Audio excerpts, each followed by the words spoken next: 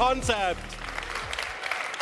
Chez Audi, on nous a présenté 3 véhicules, à commencer avec la A5 et S5 version cabriolet. Lorsqu'on parle d'un cabriolet, il faut parler tout de suite du toit. Et on a un toit traditionnel en toile qui peut se déployer maintenant jusqu'à 50 km/h. Alors, c'est vraiment pas rien. 2 motorisations sont disponibles dans le véhicule, le 2 litres et aussi le 3 litres qui, lui, en version sportive, évidemment, déploie un peu plus de chevaux. On parle de 354 chevaux, donc c'est quand même beaucoup de performance. On en a profité pour retravailler un peu le style du véhicule à l'avant, aussi à l'intérieur. Il faut remarquer la beauté du véhicule qu'on a ici sur place. Surtout, regardez les cuirs à l'intérieur, les sièges, c'est vraiment très joli. Autre véhicule qu'on nous a présenté, c'est la version sport du Q5, le SQ5 2018. Bien, lorsqu'on parle de version sport dans un sport utilitaire de cette forme, de ce gabarit, il s'agit d'un intermédiaire. On a placé beaucoup de performances à l'intérieur du véhicule, le 3 litres, 354 chevaux, 368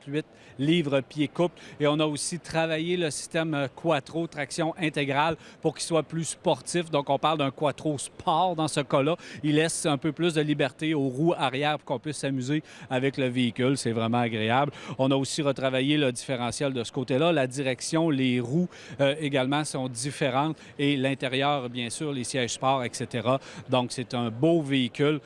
Regardez l'extérieur. Je pense que côté sportif, on va vraiment s'amuser avec ce beau véhicule. Autre véhicule et le troisième qu'on a présenté, c'est le Q8 version concept. Ce véhicule va être produit dans un avenir très rapproché.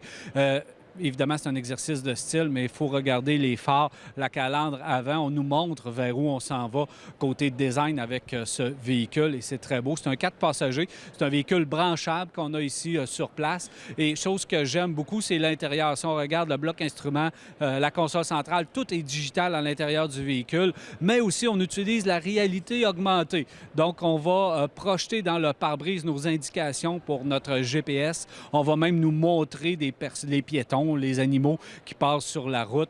Donc, comme élément de sécurité, on va très loin du côté de chez Audi et tout ça est fonctionnel. Je ne sais pas si ça va arriver dans la prochaine génération, mais dans un avenir très proche, ça va arriver. Le véhicule, bien sûr, est prêt pour être autonome. C'est la nouvelle mode.